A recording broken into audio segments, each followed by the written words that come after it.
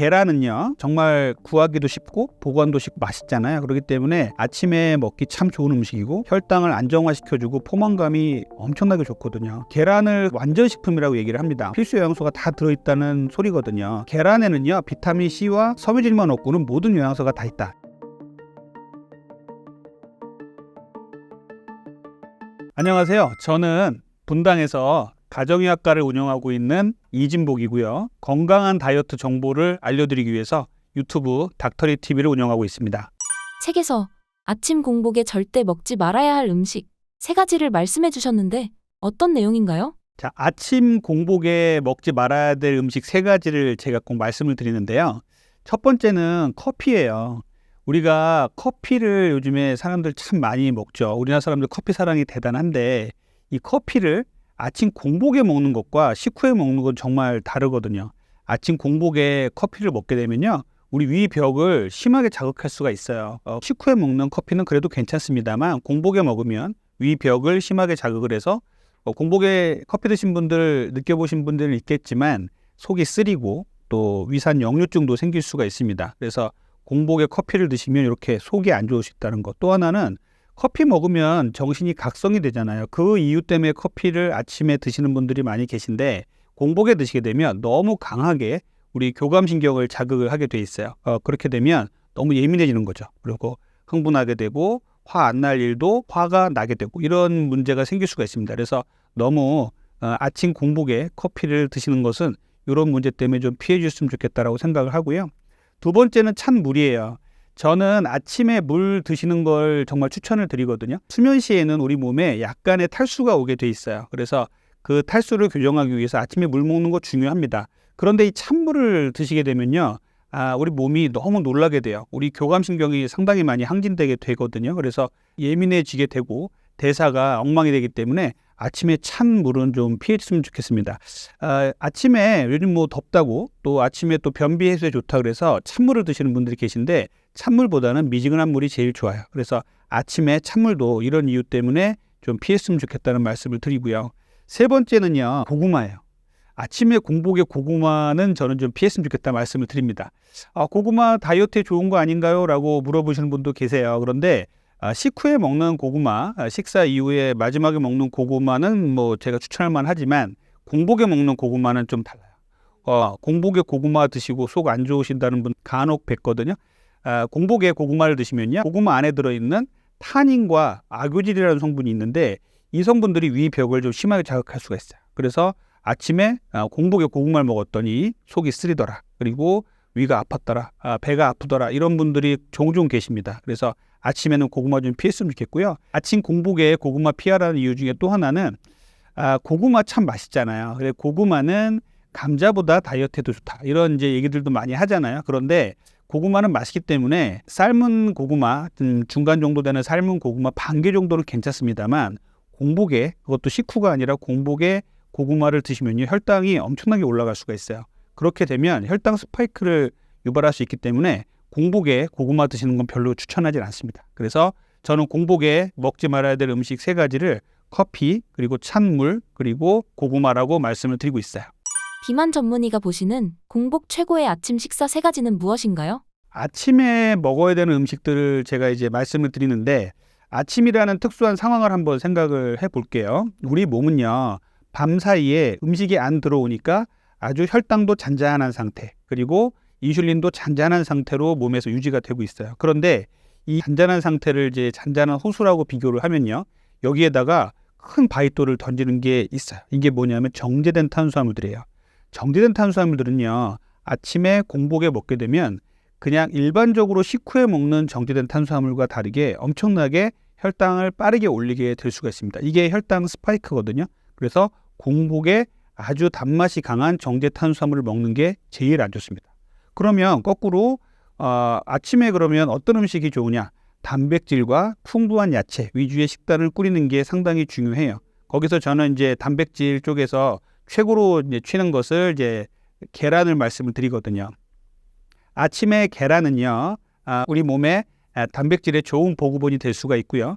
또 맛있고요. 또 보관도 편하고요. 그래서 전날 삶아놨다 먹을 수도 있고 아침에 시간이 된다면 뭐 계란 후라이를 해 먹을 수도 있고 계란찜을 해 먹을 수도 있잖아요. 그래서 아침에 이렇게 계란을 삶아서 드신다든지 계란 요리를 해서 드시는 거를 적극 추천을 드려요. 두 번째는 콩류예요. 콩은요, 우리 한국 사람들, 또 인류가 아주 오래 먹어온 음식이죠. 그래서 우리에게 상당히 친숙한데요. 콩은요, 아주 좋은 식물성 단백질이에요. 그래서 콩에는요, 일부 탄수화물도 들어있습니다. 그런데 이 콩에 들어있는 탄수화물은 아주 좋은 탄수화물이에요. 저항성 전분이라고 얘기를 하거든요. 그래서 이 저항성 전분은 천천히 혈당을 올리게 돼 있어요. 그래서 콩류는요, 요리를 여러 가지로 해 먹을 수가 있죠. 콩 자체로도 먹을 수가 있고요. 그리고 비지라든지 두부, 그리고 무가당 두유, 그리고 낫또 같은 것도 먹을 수가 있습니다. 그래서 이 콩류는요, 상당히 중요한 식물성 단백질의 보급원인데, 예를 들어서 무가당 두유 같은 것들을 잘만 고르시면요, 거의 당분이 없는 두유를 먹을 수가 있어요. 그래서 저는 아침에 어떤 음식을 먹을 때 목이 좀 뻑뻑하다, 그래서 뭔가 음료가 필요하다 이런 분들께는 꼭 무가당 두유를 권하고 있습니다. 무가당 두유는요, 잘만 만들면 거의 탄수화물이 뭐 0은 없어요. 근데 1, 2% 정도밖에 없는 그런 탄수화물이 들어있는 무가당 두유를 만날 수가 있습니다. 그렇게 해서 계란과 콩류 말씀드렸고, 세 번째는 저는 적극 추천드리는 게 그릭 요거트예요. 자, 무가당 그릭 요거트를 잘 고르시면요, 그릭 요거트는요, 이 그리스 지방에서 전통적으로 만든 요거트예요. 이 그릭 요거트가 일반 요거트하고 다른 건 뭐냐면요, 그릭 요거트의 그런 그 제조 공법에서 유청을 분리하는 단계를 거쳐요. 그래서 아주 꾸덕꾸덕한 요거트가 만들어지죠. 그래서 이 꾸덕꾸덕함을 이제 싫어하시는 분도 계시지만 꾸덕꾸덕한 게 좋은 겁니다. 꾸덕꾸덕한 이 그릭 요거트를 드시면요, 아주 고농축된 유단백을 먹을 수가 있어요. 그리고 우리가 우유를 먹으면 배 아프신 분들 있죠. 이런 분들도 일부에서는 그릭 요거트를 먹으면 괜찮다, 이런 분들도 계시기 때문에 아침에 그릭 요거트 상당히 좋고요. 또 그릭 요거트를 이제 우리가 당근이나 오이 같은 걸 찍어 먹을 수도 있고요. 드레싱으로 샐러드에다 부어서 먹을 수도 있고요. 이렇게 여러 요리에 적용시킬 수가 있어요. 그래서 이 그릭 요거트도 제가 정말 추천드리는 아침에 좋은 단백질 음식입니다. 아침마다 그릭 요거트를 먹고 있는데요. 성분표를 보니 콜레스테롤이 높던데 상관없는 건가요? 유제품과 계란에는 콜레스테롤이 일부 들어있어요. 콜레스테롤이 높은 건 사실이지만 콜레스테롤도 포화지방과 불포화지방이 또 있죠. 그런 부분들을 잘 구별을 해야겠지만, 이 포화지방이 많은 게 몸에 안 좋다고는 돼 있지만, 이 포화지방이 어느 정도 높은 거는 뭐 감수를 하고더라도 우리가 그릭 요거트나 계란을 드시는 거는 저는 감내할 만한 수준이라고 생각합니다. 그리고 그릭 요거트 고르실 때 주의하셔야 될 거는, 그릭 요거트를 그냥 꾸덕꾸덕하게 그냥 고소한 맛만 느끼기에는 너무 힘들어 하시는 분들이 계시니까 여기다가 자꾸 뭔가 첨가를 해요. 그래서 맛있게 달게 막 만든단 말이죠. 그리고 먹기 쉽게 또 이제 설탕, 물 같은 걸 섞어서 부드럽게 만들어주고 이렇게 되는데, 그런 거 말고 그릭 요거트도 당분이 적은 이런 것들을, 무가당 그릭 요거트를 꼭 확인하시고 고르시는 게 중요합니다. 그릭 요거트와 시리얼을 같이 팔기도 하던데 같이 먹는 건 상관없을까요? 시리얼 얘기는 이제 다음에 나오는 얘기인데, 이 시리얼은 잘 만든 시리얼도 분명히 있어요. 그런데 대부분 시리얼은요, 이 곡류를 압축해서 만들고 거기다가 첨가하는 것들이 많기 때문에 대부분 혈당을 빨리 올릴 수가 있어요. 정말 잘 고르셔야 되거든요. 이거를 그릭 요거트하고 같이 먹는 거는 저는 별로 추천하지 않는데, 그래도 아주 좋은 시리얼이 있다 그러면은 그릭 요거트하고 같이 드리는 거 괜찮습니다. 달걀을 효과적으로 섭취하려면 어떻게 해야 하나요? 만약에 정상인들이 계란을 드신다 그러면 하루에 2-3개 정도 드시는 거 괜찮아요. 저는 적극 권장을 하고요. 계란을 드실 때 이제 계란 얘기가 나오면 꼭 같이 이제 얘기 나오는 게 콜레스테롤이잖아요. 콜레스테롤의 누명을 쓰고 계란이 좀 오래 살아왔던 불쌍한 아이다, 저는 이렇게 말씀을 드리는데, 계란은요, 콜레스테롤을 높이는 성분이 있어요. 그런데 또 재밌는 거는 계란 안에 콜레스테롤을 낮추는 성분도 같이 있어요. 그래서 계란을 드시면요, 콜레스테롤을 약간 높일 수는 있습니다.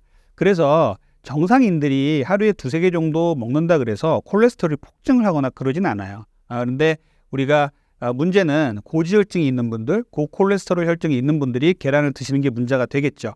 이런 분들은요, 콜레스테롤 약을 드시고 계시는 분들은 어차피 콜레스테롤 약을 드시면요, 콜레스테롤을 잘 떨어뜨리는 약을 먹고 있는 거기 때문에 하루에 2개 정도 드시는 거 괜찮습니다. 문제는 콜레스테롤이 높고 고지혈증이라고 진단을 받은 분들이 나는 약 안 먹고 음식으로 조절하겠다 하시면서 계란을 어떻게 드실까 고민하시는 분들인데, 이런 분들은 하루에 1개 정도 드시는 게 좋아요. 분명히 계란을 드시면 콜레스테롤이 올라갈 수 있기 때문에 이렇게 약을 안 드시면서 고지혈증이 있는 분들은 계란을 조금은 조심할 필요가 있는데 한 개 정도는 괜찮습니다.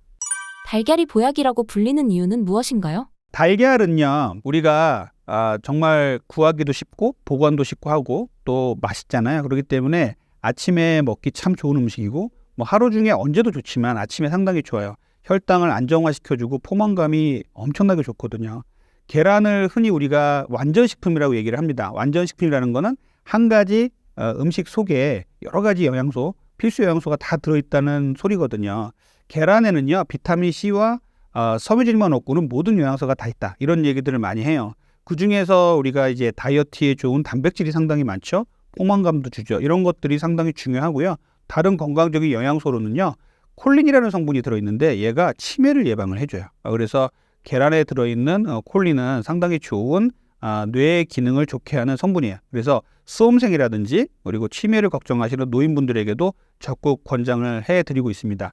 또 계란에는 눈을 좋게 하는 성분도 있어요. 그리고 시력에도 좋고요. 레시틴이라는 성분인데 이런 성분들이 눈에도 좋은 성분들을 갖고 있습니다. 그래서 여러 가지 우리 몸에 필요한 영양분들을 골고루 줄 수 있는 음식이기 때문에 계란을 아주 적극적으로 추천을 하고 저는 다이어트에는 정말 보약이다 이런 말씀을 드리고 있어요. 그래서 저는 이렇게 아침에 이제 먹는 음식들 계란이라든지 콩류 그리고 무가당 그릭 요거트를 가장 추천을 드려요. 그 저의 아침 식사를 이제 말씀을 드리는 게 여러분들이 이제 쉽게 다가올 수 있는 부분이라 말씀을 드리면 저는 아침에 이제 계란 2개 정도를 삶아서 꼭 먹습니다. 그다음에 또 콩류를 좋아하는데 콩은 저는 아침에 낫또를 먹어요. 요즘은 낫또를 새벽 배송으로 오는 이런 것들이 많이 있어요. 그리고 낫또가 좀 호불호가 갈리긴 하죠. 그 특유의 냄새 때문에 그런데 여기에 이제 와사비라든지 이런 걸 섞어가지고 냄새를 좀 없앤 이런 것들도 있어요. 그래서 낫또를 먹고요. 마지막으로 이제 그릭 요거트를 먹습니다. 무가당 그릭 요거트를 오이나 당근 같은 데 찍어서 먹기도 하고요. 그대로 먹기도 합니다. 이렇게 해서 아침을 먹고 나가잖아요. 그러면 포만감도 어마어마하고요. 점심때까지 별로 간식 생각도 안 나고 아주 좋은 아침 식사가 될 수가 있습니다. 아침에 절대 먹으면 안 되는 과일과 추천하는 과일은 어떤 것들이 있나요? 과일에 대해서는 제가 좀 할 말이 많아요. 과일이 요즘 논란이 상당히 많습니다. 어떤 분들은 과일을 갈아서 많이 드세요라고 막 얘기를 하시는 분도 계신데 저는 조금은 반대거든요. 과일은요, 상당히 좋은 비타민과 미네랄의 보고이자 그리고 저는 항암제, 천연 항암제라고까지 얘기할 정도로 아주 좋은 음식이에요. 정상인이 질병이 없는 분이 과일을 드시는 건 절대 말리지 않습니다. 많이 드십시오. 문제는 다이어트를 하려고 하거나 현재 비만이거나 그리고 대사장애, 고혈압, 당뇨, 고지혈증, 지방암 같은 게 와 있는 분들은요, 과일 좀 조심하셔야 돼요. 자, 과일에는요, 과당이라는 게 들어있죠. 그리고 과일에는요, 과당, 설탕, 그리고 포도당이 다 들어있어요. 설탕은요, 포도당과 과당을 합친 거예요. 그래서 이렇게 과일에 들어있는 이런 당들이 서로 조합이 어떻게 달라지냐에 따라서 과일의 맛을 좀 좌우할 수가 있거든요. 예를 들어서 망고나 수박 같은 거를 먹은 당뇨 환자가 당을 재보면요, 막 200 이상, 300 이상 올라가는 경우 허다합니다. 그리고 당 수치가 아주 낮은 뭐 과일은 아니지만 야채로 분류되지만 토마토라든지 자몽이라든지 아보카도 같은 거 드신 분들은요, 혈당이 거의 안 올라가요. 이렇게 과일은요, 그 자체가 이 당 성분으로 많이 구성되어 있어요. 저는 이제 진료실에서 만나는 분들께 이런 말씀을 드려요. 탄수화물 줄이세요. 나쁜 정제된 탄수화물 줄이세요. 이렇게 야채랑 이런 거 많이 드시면 돼요. 그렇게 말씀드리면 저는 탄수화물을 안 먹고 과일은 먹어요. 이런 분들 계시거든요. 근데 과일이 탄수화물이에요. 과일은 섬유질과 물 빼면은 다 탄수화물입니다. 그래서 탄수화물 중에 이제 과일이 있는 거죠. 그런데 과일은 보면 맛있잖아요. 그리고 또 이쁘죠. 그렇기 때문에 우리가 이제 많이 먹으라고 권장을 했었는데 일단 얘들은요, 독특한 특징이 있어요. 과당이라는 게 있잖아요. 과일 속에 들어있는 과당은요, 우리 몸에서 포도당과는 다른 경로로 대사가 돼요. 포도당은 보통 우리가 음식을 먹으면 혈중에 이제 포도당을 올리게 되고 단맛 나는 이제 이런 과일 중에 포도당을 먹게 되면 혈중에 포도당 농도가 올라가게 되죠. 그럼 이거를 끌어내리기 위해서 췌장에서 인슐린이 나와서 포도당을 낮춰줘요. 그리고 이 낮추는 과정에서 지방으로 축적을 한단 말이에요. 이게 포도당이 저장되는, 포도당이 우리 몸에 에너지로 쓰이고 또 지방을 저장하는 이런 기본적인 과정인데요. 과당은요, 우리 몸에서 다른 길로 가요. 과당은 바로 간으로 직행하는 통로가 따로 있어요. 그래서 과당을 많이 드시게 되면요, 지방간이 생깁니다. 그래서 과당은요, 대사 경로가 조금 달라요. 과당이 인슐린을 자극하지 않기 때문에 또 하나의 문제는 렙틴, 포만감을 일으키는 렙틴의 작용을 더디게 하기 때문에 아주 많이 먹게 될 수가 있는 거죠. 그래서 과일은 먹다 보면 한도 끝도 없이 먹겠다, 이런 분들 많이 계시거든요. 그래서 과일은 이렇게 인슐린을 자극하지 않고 다른 대사 경로를 겪는다, 이런 것들이 다른 대사 경로로 분해가 되고 소화 흡수가 된다는 것들이 과일이 좀 다른 부분이거든요. 그런데 요즘 뭐 날도 덥고 하니까 뭐 수박부터 해가지고 여러 가지 여름 과일도 많고 하니까 과일 많이 드시잖아요. 그런데 이제 과일을 드시는 거를 좀 자제하라 그러면 화를 내시는 분들이 많이 있어요. 왜냐하면 이렇게 건강에 좋고 이렇게 좋은 걸 왜 못 먹게 하느냐, 이런 분들이 계신데, 다시 한번 말씀드리지만 정상인들이 먹는 거 절대 문제 안 돼요. 대신에 과일은요, 비만이거나 다이어트를 하거나 다이어트를 하려고 하거나 그다음에 고혈압당뇨, 고지혈증, 지방간 같은 이런 성인병이 와 있는 분들은 조심하셔야 됩니다. 이렇게 당도가 높은 과일을 여름철에 많이 드시면요, 이런 지병이 나빠질 수가 있어요. 그래서 과일이 일반 다른 음식과 다른 특징을 말씀을 드리자면요, 첫 번째는요, 과일은 포만감을 잘 못 느끼게 해요. 그래서 과식하게 만듭니다. 두 번째는요, 내장 비만을 일으키게 만들어요. 내장 지방을 차곡차곡 쌓이게 만들어요. 세 번째는요, 콜레스테롤 중에 LDL 콜레스테롤과 중성지방을 높일 수가 있어요. 그리고 요산이라는 것도 높일 수 있어요. 통풍 있는 분들 잘 아시겠지만 특정 과일 많이 먹으면요, 요산을 높여서 통풍이 더 악화될 수가 있습니다. 그리고 지방간을 만들 수가 있습니다. 그리고 과일 많이 드시면은 지방간이 막 생기시는 분 계세요. 어떤 분들은 삼시세끼 과일만 드시고 몇 달을 지나가지고 저희 병원에 와서 피 검사를 했더니 지방간 수치가 확 올라가신 분도 계세요. 그래서 뭐 드셨냐고 이렇게 추적 관찰해 보면 과일 많이 드신 분도 간혹 계십니다.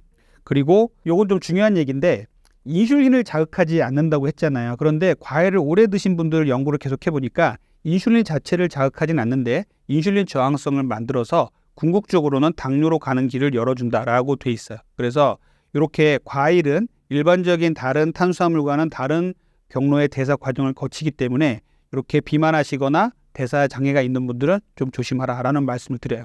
그러면 과일을 어떻게 먹는 게 제일 좋고 또 어떤 과일을 먹어야 될까요? 라고 이제 물어보실 수 있잖아요. 과일을 제일 나쁘게 먹는 습관은요, 갈아서 먹는 거예요. 그리고 말려서 먹는 거, 이런 것들 제일 안 좋아요. 혈당 스파이크를 엄청나게 일으킬 수가 있습니다.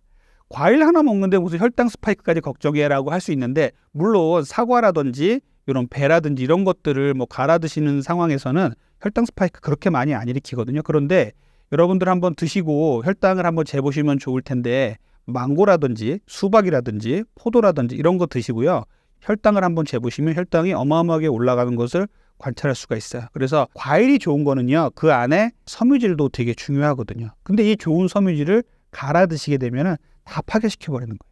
그러면 우리 몸에서 섬유질이 혈당을 천천히 올라가게 하는 역할을 하는데 이걸 막아버리는 거죠. 그렇게 되면은 혈당이 아주 빠르게 올라가는 겁니다. 그래서 이렇게 갈아서 먹는 것들 제일 안 좋고요. 또 하나는 이제 말려서 먹는 거. 말려서 먹으면 수분이 다 빠져나가잖아요. 그러면 이게 눈으로 보기에 아주 작기 때문에 계속 먹게 되는데 얘들이 혈당을 엄청나게 올릴 수가 있어요. 그래서 우리가 과일을 먹을 때는 어떻게 먹는 게 제일 좋은가 하면은 과육이 단단한 과일이 제일 좋아요. 네, 물렁물렁한 과일들이 혈당을 좀 빨리 올리거든요.